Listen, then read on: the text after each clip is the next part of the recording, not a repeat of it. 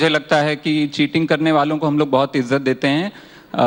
विजय माल्या को देखिए, और तो हो सकता है थोड़ी इज्जत बढ़ जाए मेरी। और एक और चीज़ जो कि हम लोग बहुत टाइम से इंतज़ार कर रहे थे, जिस चीज़ का, वो इस देश में आ गया है। रामराज, आपको मुबारक हो, रामराज यहाँ आ चुका है। इतना तगड़ा आया कि कन्हैया पिट गए भीम के हाथों। सोचिए इतना बढ़िया, मतलब क्या हो सकता है कि पूरा माइथोलॉजी हमारे सामने खेला जा रहा है यहाँ पे, कितनी बढ़िया बात है। और दिल्ली वालों के लिए एक और खास बात ये है कि आपके जो मुख्यमंत्री हैं वो तो बहुत ही बढ़िया हैं। वो हर चीज़ में ऑड इवन है, वो सिर्फ ट्रैफिक में नहीं ऑड इवन है, उनका पर्सनैलिटी ही ऑड इवन है उनकी। ऑड डेज पे वो डिसेंट को सपोर्ट करते हैं, जाके हर जगह डिसेंट को सपोर्ट करते हैं। इवन डे पे अपनी पार्टी में डिसेंट होता है उसको बाहर निकाल देते हैं। ऑड डे पे वो बोलते हैं भैया ऑड इवन गाड़ी चलाओ, है ना, वो एक दिन गाड़ी एनवायरनमेंट की रक्षा करनी है। और ये वो इवेंट डे पे कोई भी आता है बोलता है हमको यमुना में ना यमुना की बत्ती लगानी है, आओ भैया। तो इवेंट डे पे उनका वो चलता है। मैं क्यों कॉमेडी करता हूँ, वाई आई एम बार बार मुझ पे इल्ज़ाम लगता है कि तुम इतने सिनिकल क्यों हो यार, इतना कुछ अच्छा हो रहा है देश में, तुमको साला खराबियां ही क्यों दिखती हैं और ये वो। मैं बताता हूं कि मैं सिनिकल क्यों हूं। मैं सिनिकल इसलिए हूं, सीधा सा कारण है उसका, मैं उत्तर प्रदेश से हूं। जो यूपी से होगा वो समझेगा, यूपी वाले सिनिकल नहीं होंगे तो क्या होंगे। कोई यहाँ है यूपी वाला, कोई है? अच्छा, एक मैं टिप दे देता हूं, आगे से हाथ नहीं खड़े करने होते हैं। कोई पूछे कि यूपी वाले, हाथ नहीं खड़ा करना, पीछे कर लो हाथ, बताने वाली बात नहीं है। सिर्फ आप, मैंने ये नहीं पूछा ग्रेविटेशनल वेव्स किस किस को समझ आ गई, ठीक है। आप सिर्फ बिहार में जाके कहिए कि यूपी से हैं तो वहां उसको लगेगा हाँ फ्यूचर से आया है कोई, ठीक है। बाकी जगह आप अपना छुपा के रखिए। और बॉम्बे में तो मैं बिल्कुल नहीं बोल, मैं पंजाबी आइडेंटिटी ले लेता हूँ वहाँ पे कि मैं पंजाबी हूँ, जो कि झूठ है, आधा सच है। तो खैर, तो ये एक सिनिसिज्म वहाँ है, क्योंकि आप क्या करें। आप, मैं यूपी की ट्रेन्स की बात करूँ तो सिर्फ यूपी में ही ऐसा होता है। यूपी की ट्रेन्स में आप जाएंगे तो टॉयलेट में आप जाइए, ट्रेन के हग्गे का मग्गा भी लोहे की चेन से बंधा होता है। इतना कम भरोसा है लोगों को एक दूसरे पे। जितनी मोटी चेन में वो अनारकली को बांधा गया था मुगले आजम में, उतनी मोटी चेन से वो हग्गे का मग्गा रखा हुआ है, बंधा हुआ। पानी के नलके पे वो उन्होंने वो लॉक लगाया होता है टॉयलेट में। ट्रेन के टॉयलेट में पानी का नलका ना उखाड़ के ले जाए कोई। उसमें भी हम आते थे जाते थे, वापसी में पता चलता था वो डब्बा भी गायब है, वो नलका भी गायब है, चेन रगड़ के आना पड़ता था हम बच्चों को। तो इस तरह के माहौल के बाद आप क्या करेंगे? आप सिनिकल ही होंगे ना, आप क्या कर सकते हैं। लेकिन बात ये है, यूपी की एक और मैं छोटी सी आपको बात बताता हूँ कि जैसे हम लोग ट्रेन बसों में जाते थे, बस स्टेशन पे आप जहाँ भी रुकेंगे, बीच में एक बंदा चढ़ता था बस में, वो बेचने के लिए, जूसर एक बेचने के लिए चढ़ता था। तो प्लास्टिक का 10 रुपए का या स्टील का 10 रुपए का जूसर होता था, छोटा सा जूसर, हैंड रन जूसर। उसमें वो एक संतरे से वो 5 कप जूस निकाल के दिखा देता था। हम लोग बड़े इंप्रेस हो जाते थे, यार एक संतरे से 5 कप जूस निकाल के दिखा दिया। और हम लोग वो ले आते थे, घर आते थे, कभी उससे 5 कप क्या, आधा कप नहीं निकलता था। 2014 में पूरे हिंदुस्तान ने वो जूसर खरीद लिया है।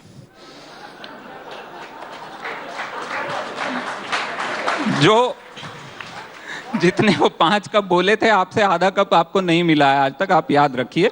और दिल्ली वालों को मुबारक देता हूं, आपने दूसरा भी खरीद लिया उसके बाद। इन सब चीजों के बीच में एस्टैब्लिशमेंट के बारे में बोलने वाली comedy, and there is there is a line by a comedian saying great jokes are ones that offend and yet please at some internal level. A great joke is something which makes 50% of the people, and it's a perfect joke, which makes 50% of the people applaud and the rest 50% are sitting in shock or hurt or offended.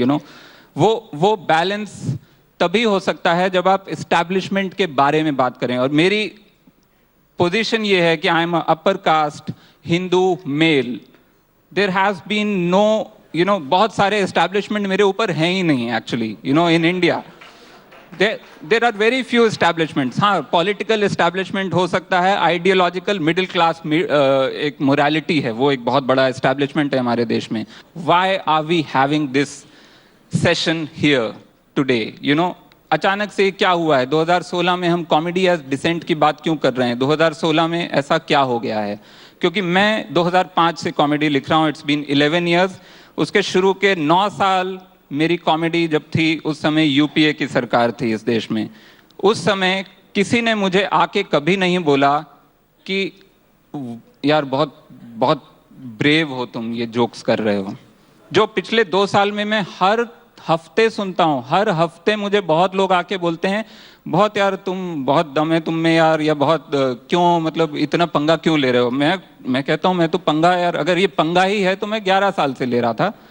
उसमें से 9 साल मुझे कभी ऐसी feeling नहीं आई। So it's most of it is anecdotal evidence, okay, as per सरकार की तरफ से कोई प्रेशर, पुलिस की तरफ से कोई प्रेशर, सिस्टम की तरफ से कोई प्रेशर मुझे नहीं लगता अभी तक हमारे देश में किसी भी कॉमेडियन को आया है। So that is a good thing. और कल अमित शाह साहब यहाँ बैठे हुए थे, उनका सेशन था, एंड ही एक्चुअली रिस्पॉन्डेड कि कभी भी ऐसा नहीं होगा कि नरेंद्र मोदी पर जोक हो या अमित शाह पर या किसी भी पॉलिटिकल लीडर पर जोक हो और उसको वो दबाने की कोशिश करें, which is a very welcome thing. वो सुन के मुझे लगा कि हाँ, मैं सही सोचता हूँ, because I am very hopeful about the scene of comedy in India. I am very hopeful about this thing कि यहाँ पे लोग जोक सुन सकते हैं। Comedy is liberating, you know, dissent is liberating for not just for the person who is saying it, for the person who is listening to it, because there is some communication which is happening. You know, the communication happens verbally through the form of an art, through the form of a culture dialogue. ठीक है, तो वो ऐसा नहीं ना उठा के मैंने पत्थर या जो भी पुतले जलाए, वो सब नहीं हो रहा है ना, यहाँ बात हो रही है। तो जैसे कि अगर मैं पुराने टाइम की, यूपीए के टाइम की कॉमेडी का मैं आपको 2-3 एग्जाम्पल देता हूँ ताकि आपको ये पता चले कि क्या हो रहा था उस समय। मैंने जिंदगी में जो सबसे पहला जोक लिखा था वो उस समय 2005 में मनमोहन सिंह उसी समय न्यूयॉर्क गए थे और वहाँ की टैक्सी यूनियन से मिलने वाले थे, और वहाँ की taxi union Indian taxi union थी, उनसे मिलने वाले थे और वो कुछ डिमांड्स लेके उनके पास आई थी। और मेरा पहला जोक शायद यही था कि मनमोहन सिंह ने उनको कहा कि भाई मैं तुम्हारी क्या मदद कर सकता हूँ, मैं तो खुद इंडिया में किसी और की गाड़ी चला रहा हूँ। दूसरा एक और, जब 2013 का 15 अगस्त था, शायद मनमोहन सिंह का आखिरी 15 अगस्त जो था एज अ प्राइम मिनिस्टर, और वो मैं दिल्ली में ही शो कर रहा था और वो लाल किले पे जाने वाले थे, और उस दिन मैंने, उसके ठीक पिछले दिन मेरा शो था इंडिया हैबिटेट में, और वहाँ मैंने ये बात कही थी कि I don't think Manmohan Singh को आज झंडा फहराने के लिए लाल किले पे चढ़ना चाहिए, क्योंकि वो जैसी उनकी इस समय मानसिक स्थिति है, उनको किसी ऊंची जगह पे नहीं जाने देना चाहिए। तीसरा, राहुल गांधी के बारे में जब बहुत सारे ये जो चमचागिरी जो कांग्रेस में चलती रहती है, उस चमचागिरी के दौरान कहीं पे ये बात निकली थी, कुछ बहुत सारे लोगों ने डिफेंड किया, ये कहा था कि वो अगले प्रधानमंत्री बनने वाले हैं, जब 2012-13 में पीएम के उसकी अनाउंसमेंट हो रही थी, और ये कहा था बहुत सारे लोगों ने कि ये राहुल गांधी तो गॉड्स गिफ्ट और ऐसा सब, 2-3 जो कांग्रेस के नेता हैं। मैंने ये तब मुझे ये लगा था कि किसी दिन अगर राहुल गांधी गलती से अपने जहर लगा लेना तो अगले दिन आधी कांग्रेस मरी हुई पाई जाएगी। तो कुछ आपको एग्जाम्पल देता हूं जो पिछले कुछ दिनों में, क्योंकि मुझे लगता है इस समय कॉमेडी हो ही नहीं रही है, मतलब हम लोग नहीं कर रहे हैं, हम लोग कॉमेडी कर ही नहीं सकते हैं, क्योंकि रियल न्यूज इतनी खतरनाक हो गई है कि हमारी कॉमेडी उसके सामने फेल है। मतलब हम लोग सोचते हैं कि इसमें हम जोक क्या बनाएं, हम सीधे सीधे फैक्ट जाके बोल के आ जाएं, वो कॉमेडी से बड़ा है, इतनी बुरी हालत हो रही है। आप सोचिए, एक आदमी ने खबर मिली कि बीफ खाया, उसके घर में घुसे, उसको मार दिया गया। अब सोचिए, विदेश में कोई आदमी मरता है तो पुलिस आती है, आदमी को उठा के ले जाती है, उसकी फॉरेंसिक, उसके खून की फॉरेंसिक जांच होती है। यहाँ आदमी मरा, पुलिस आई और उसके फ्रिज में गई और उसके फ्रिज से जो मीट था वो उठा के ले गई, उसका फॉरेंसिक जांच हुआ। इसके सामने मैं क्या जोक बनाऊंगा बताइए? यहां आप किसी को कह नहीं सकते कि आप इनटॉलरेंट हैं, क्योंकि उसका जवाब ये होता है कि तूने मुझे इनटॉलरेंट कहा, मैं तेरा मुंह तोड़ दूंगा। इसमें आप क्या जोक बनाएंगे? यहाँ पे घोड़े की टांग टूट गई है, वो नेशनल न्यूज बन गई है आज की तारीख में। आप सोचिए 4 दिन से टीवी पे वो चल रहा है, 4 दिन से। यहाँ पे कितने सारे ऑपरेशन होते हैं। दलित के एक गांव में, दलितों के गांव में उनके कुएं में जहर डाल दिया गया था, क्योंकि वो लोग बारात लेके निकले थे, जो अलाउड नहीं है दलितों को। कुएं में जहर डाल दिया था जाके अपर कास्ट लोगों ने। तो वहां पे एक घोड़े की टांग टूटी है, वो नेशनल न्यूज है। लेकिन उससे एक चीज अच्छी मुझे मालूम चली कि शाखा में लाठी भांजना अच्छा सिखाया जाता है। दैट एटलीस्ट कुछ तो सीख रहे हैं। नहीं तो मैं सोच रहा था शाखा में, मैं देखता हूँ आजकल फंडिंग, क्योंकि वो उनका वो नरेगा है ना, राइट विंग का शाखा। तो तो उसमें उसमें लाठी भांजना सिखा रहे हैं। मैंने बोला लाठी भांजना सिखा रहे हो और बगल में आप भाषण दे रहे हो आईएसआईएस के खिलाफ। आपको पता है उनके पास क्या है और आपके हाथ में ये लाठी, मतलब कुछ मुझे कॉम्बिनेशन नहीं समझ में आया। लेकिन ये दूसरी चीज ये, उन्होंने जब घोड़े की टांग टूट गई उसके बाद जब उनसे पूछा गया, तो सबसे पहला उनका डिफेंस, वो एमएलए साहब जो है, उनका सबसे पहला डिफेंस ये था कि ओ नहीं नहीं, वो घोड़े को ना पानी नहीं पिलाया हुआ था सुबह से, इसलिए वो गिर गया। मैंने तब पानी नहीं पिलाया था, उससे फ्रैक्चर हो गया? मतलब करवा चौथ के दिन आधा हिंदुस्तान फ्रैक्चर हो जाए तब तो? ये कहाँ का मतलब उनका वो था। फिर अभी खास हमारे ये हैं बहुत प्यारे न्यूज़ एंकर हैं अर्नब गोस्वामी। उन्होंने थोड़े दिन पहले ये अपना न्यूज़ में वो किया, एक एसएमएस पोल किया अपने चैनल पे। वो जो रात को न्यूज़ एट 9 जो भी है, मैं टीवी नहीं देखता हूँ, आप भी मत देखिए, कम देखिए प्लीज़। लेकिन न्यूज़ में उन्होंने एसएमएस पोल किया जिसमें ये पूछा गया कि इंडिया को पाकिस्तान पे हमला कर देना चाहिए या नहीं। ये क्या है? ये वॉर है कि ये फरमाइशी नगमों का कार्यक्रम है? ये चल क्या रहा है? ये हो क्या रहा है? मैं समझ नहीं पाया। अर्नब गोस्वामी के चैनल पे डिसाइड हो रहा है कि हमको पाकिस्तान पे हमला करना चाहिए कि नहीं। मतलब मैं सोच रहा था चीफ ऑफ आर्मी स्टाफ बैठ के अगर टीवी देख रहे होते उस समय, वो क्या करते? वो देख रहे हैं, वो एकदम से वो फोन करते अपने चीफ ऑफ एयर स्टाफ को कि भाई क्या करना है अगर यस आ गया तो। मतलब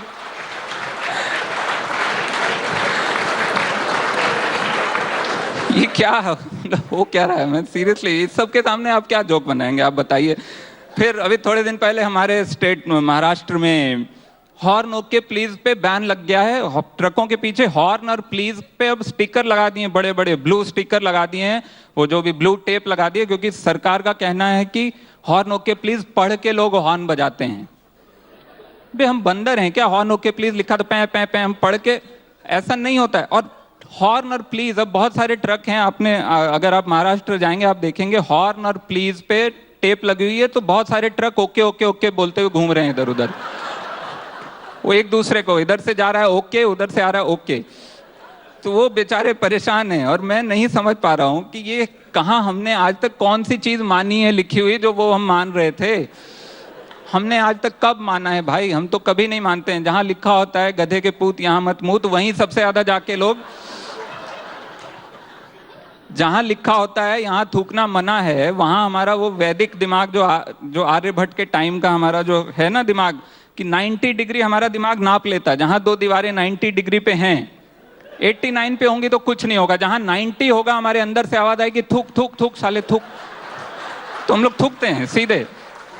फिर ऐसे ही एक बहुत ही बढ़िया चीज पिछले दिनों देखने को मिली। अब इस सबके सामने क्या सटायर किया जाए, आप बताइए। ये किताब एक है बच्चों के लिए छपी है, बाल नरेंद्र।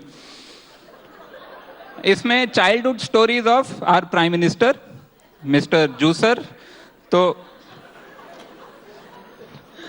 इसमें कुछ कहानियां, मैं आपको 2-3 कहानियां बता देता हूं, आप पढ़िएगा तो आपको समझ आ जाएगा कि ये सब कहां से आ रहा है। इसमें मतलब दिखाया गया कि वो बचपन से कितने ग्रेट थे, और मतलब he was destined to be the prime minister and all that, या डेस्टाइन्ड टू बी द, अभी आज हमारे एक मिनिस्टर हैं, मिनिस्टर ऑफ स्टेट हैं किरण रिजिजू, उन्होंने अपने फेसबुक पेज पे नॉस्ट्रेडमस की कोई भविष्यवाणी शेयर की है इन ऑल सीरियसनेस। अब इस पे मैं क्या जोक बनाऊंगा? नॉस्ट्रेडमस की कोई भविष्यवाणी है जो कि 1555 में, नॉस्ट्रेडमस पहली बात तो मतलब जो भी ठीक है, यहाँ जितने लोगों को नहीं पता है उनको जानना भी नहीं चाहिए कि वो कौन था, लेकिन आप जिनको पता है आप जाके देखिएगा तो आप समझ जाएंगे कि वो क्या चल रहा है। मतलब वो कुछ अलग स्पेस में है। तो उसी स्पेस में ये एक किताब है। इस किताब में उनके बचपन की गाथाएं हैं, और उस गाथा में ये है कि मतलब एक दो बच्चे हैं उनके जो आसपास फैन हैं वो ना हमेशा वो अरे नरेंद्र की शर्ट देखो, अरे नरेंद्र के बाल देखो, अरे नरेंद्र के, वो एक बच्चा है इसमें, वो मैं दिखा वो बच्चा बड़े होके अरुण जेटली बना।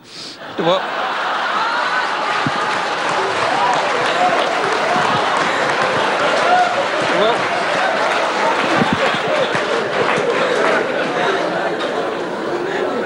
टीवी पे लाइव आ रहा है, मुझे ऐसा बताया गया है, बहुत सारे लोगों ने टीवी फोड़ लिए होंगे अब तक अपने। तो ये फिर इसमें कुछ है, ये एक मजेदार जो सेंटर पीस है इसकी कहानी का, मैं वो आपको बताता हूँ और उसके बाद हम बस तेजी से कुछ पाँच मिनट में क्वेश्चंस लेंगे।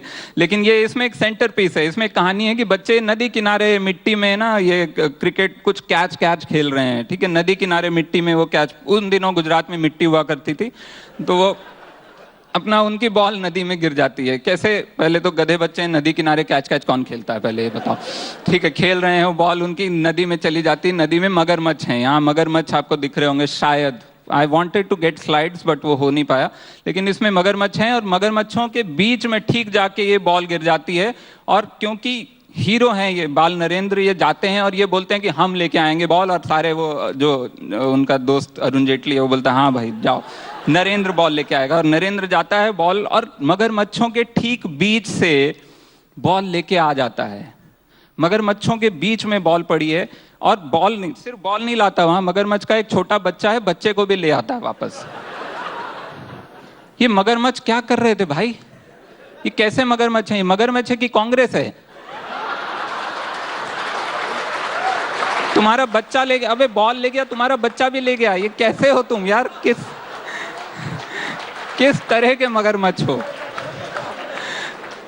फिर एक और जो एस्टैब्लिशमेंट की बात अगर मैं करूं, एक और जो नॉन पॉलिटिकल एस्टैब्लिशमेंट हिंदुस्तान में है वो है हमारी फैमिली, हमारा जो फैमिली स्ट्रक्चर है जिसमें कोई डेमोक्रेसी है ही नहीं। हम लोग बाहर जाके रोड पे हल्ला मचा रहे हैं डेमोक्रेसी डेमोक्रेसी, ये सब, अरे घर में डेमोक्रेसी तो देखो यार, घर में अपने माँ बाप के खिलाफ कभी प्रोटेस्ट करके तो देखो, नहीं करता है कोई, तो वहां डेमोक्रेसी नहीं है। और वहीं से शुरुआत होती है इस सिस्टम की, जो पूरा आइडिया है to respect the order, to respect the order, जहां से भारत माता की जय आया है, जिसपे कि सवाल भी नहीं आप कर सकते हैं, जिसपे आप कोई मतलब सवाल, इस पे वो जो अन्नू कपूर का एक क्लिप है, आप जाके ढूंढिएगा यूट्यूब पे, अंताक्षरी सारेगामापा का किसी चीज का, वो इस पे नहीं बोलने का, तो वही बात हो गई है। तो यहाँ पे फैमिली स्ट्रक्चर, और हिंदुस्तान में I am married for 8 years now and we have mutually decided, me and my wife, not to have kids, but वो हिंदुस्तान में वो इतनी बड़ी चीज हो जाती है, अगर आपको बच्चा नहीं करना है आपकी जिंदगी हराम कर देते हैं लोग, पूछ के सब लोग, मतलब रिश्तेदार, दोस्त, मतलब सेंसस 2011 वाला जो कि 2012 में मेरे घर आया, वो पूछ रहा है, वो जब गिनती कर रहा है, बच्चा क्यों नहीं है, आप बिटिया को बुलाइए, हम समझा देते हैं। कहा आप अपना काम कीजिए, गिनती कीजिए, निकलिए यहाँ से। तो उस लेवल का है। और मैं पूछता हूँ कि बच्चा करना क्यों जरूरी है, बच्चा क्यों चाहिए, तो सब पहला जवाब आता है कि नहीं, वंश आगे नहीं बढ़ाना, वंश कैसे आगे बढ़ेगा। और मैं कहता हूँ अरे वंश मतलब वंश आगे, मैं कोई चंद्रगुप्त मौर्य हूँ? मेरे वंश का अचार डालेगी क्या दुनिया? मैं क्यों, मतलब, और क्या राजीव गांधी ने आगे बढ़ाया, क्या मिला?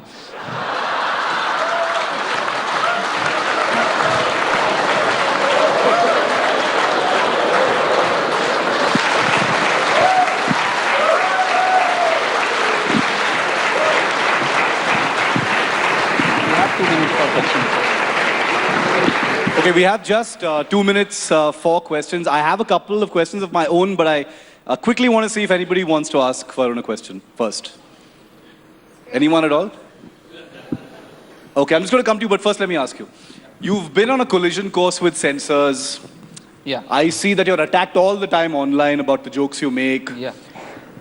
Which is the joke that you've gotten, or the thing that you've said, either on Twitter or during a stand-up, that you've gotten into the most trouble for?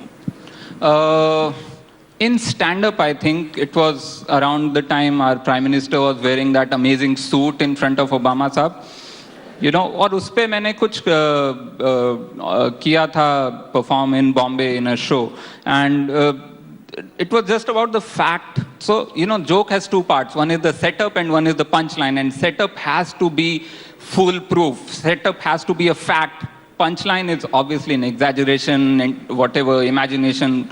तो उसमें सेटअप में कुछ लोगों ने बहुत बड़ा इशू निकाला कि वो सूट जो ऑक्शन हुआ था शायद 10 लाख या 20 लाख में और या 2 करोड़ में, I forgot the number, 4 crore में। हाँ, तो वो नंबर पे बहुत लोगों ने बोला कि ये तो झूठ फैला रहा है प्रधानमंत्री के बारे में, वो 4 करोड़ में नहीं हुआ था या वो 5 लाख में हुआ था, whatever, some numbers. So because of this fantastic... In your current routine, you made fun of Rahul Gandhi quite a bit. You made fun of the Prime Minister also quite a bit. And Mr. As a Kejriwal. comic, yes, of course. Who is it easier to make jokes about, Rahul Gandhi or Narendra Modi? Easier, I think Rahul Gandhi, मैं आधी रात को किसी को जगा के नींद से सिर्फ उसके कान में राहुल गांधी बोल दूं तो हंसने लगते हैं लोग। तो easier to make jokes.